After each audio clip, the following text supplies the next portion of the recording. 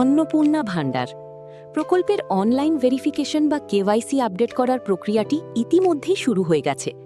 ১ June ২০২৬ থেকে এই প্রকল্পের টাকা সরাসরি ব্যাংক অ্যাকাউন্টে ডিবিটি এর মাধ্যমে দেওয়া শুরু হবে। তাই যারা লক্ষ্মীর ভান্ডার থেকে এই নতুন প্রকল্পে স্থানান্তরিত হয়েছেন তাদের জন্য এই ভেরিফিকেশন করা অত্যন্ত জরুরি। নিচে ধাপে ধাপে সহজ পদ্ধতিটি দেওয়া হলো। প্রয়োজনীয় নথিপত্র ভেরিফিকেশন শুরু করার আগে আপনার ফোনে এই দুটি ডকুমেন্টের পরিষ্কার ছবি বা স্ক্যান কপি তুলে রাখুন। ১ আধার কার্ড, ২ ভোটার আইডি কার্ড, ৩ আপনার অ্যাকাউন্টের লাস্ট 4 ডিজিট, যে ব্যাংক অ্যাকাউন্টে লক্ষ্মীর ভান্ডারের টাকা আসত। অনলাইন ভেরিফিকেশন করার স্টেপ বাই স্টেপ পদ্ধতি। স্টেপ 1 অফিসিয়াল পোর্টালে যান। রাজ্য সরকারের নির্দিষ্ট সিকিউরিটি পোর্টাল যেমন socialsecurity.wb.gov.in অথবা আপনার জেলার জন্য নির্দিষ্ট করা ভেরিফিকেশন লিঙ্কে যান, যেমন উত্তর ২৪ পরগনার জন্য প্রশাসন থেকে নির্দিষ্ট পোর্টাল দেওয়া হয়েছে। স্টেপ 2 এলাকা নির্বাচন করুন।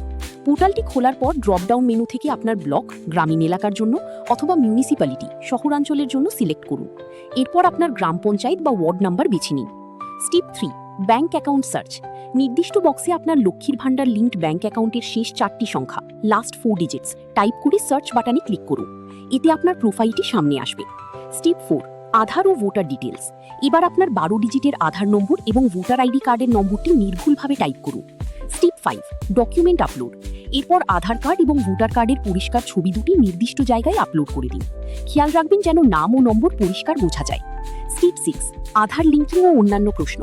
আপনার আধার কার্ডটি ব্যাংক অ্যাকাউন্টের সাথে যুক্ত সিডেড আছে কিনা তা ইয়েস বা নো অপশনে সিলেক্ট করুন। এছাড়া সিএ বা সার ট্রাইব্যুনাল সংক্রান্ত কোনো প্রশ্ন থাকলে সেটির সঠিক উত্তর দিন। স্টেপ 7 সব তথ্য মিলিয়ে নেওয়ার পর নিচে থাকা সাবমিট ভেরিফিকেশন বাটনে ক্লিক করুন। স্ক্রিনে একটি কনফার্মেশন মেসেজ আসবে, সেটির একটি স্ক্রিনশট নিয়ে নিজের কাছে রেখে দিন। জরুরি সতর্কতা আজকাল ইন্টারনেটে অনেক ভুয়ো লিঙ্ক ঘুরছে, তাই কোনো ব্যক্তিগত তথ্য দেওয়ার আগে নিশ্চিত হয়ে নিন যে আপনি আপনার জেলা প্রশাসন বা রাজ্য সরকারের অফিসিয়াল পোর্টাল ব্যবহার করছেন। এছাড়া আপনার স্থানীয় দুয়ারি সরকার ক্যাম্প বা বিডিও অফিসে যোগাযোগ করেও এই বিষয়ে নিশ্চিত হতে পারেন। তোমার কি আধার কার্ডের সাথে ব্যাংক অ্যাকাউন্ট লিঙ্ক বা ইকেওয়াইসি করা আছে? না করা থাকলে কিন্তু টাকা ঢুকতে সমস্যা হতে পারে।